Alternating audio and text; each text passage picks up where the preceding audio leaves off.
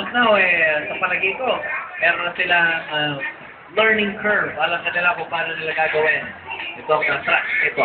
We have a total of 5 tracks. Kevin on his first. 3, 2, 1, go! Yeah. Looking good. Ito. Ano?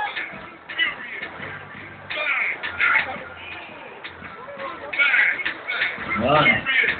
So, patience is also key para hindi tayo nawawalan ng voice. Ika nga. Yun, ako. Ano nangyari? Diba? Ganyan. Hinakaw niya na. Now, he's preparing his car for the 5th and last track. And now we will move to the 4th.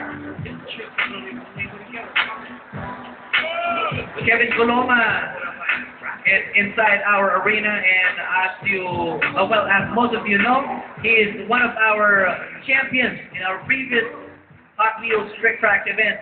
So, kumbaga, veterano na siya sa championship. Ilang beses na siya nakapunta dito sa championship level. Pero ito pong track na po ito, ay bago po ito. Each track is actually unique.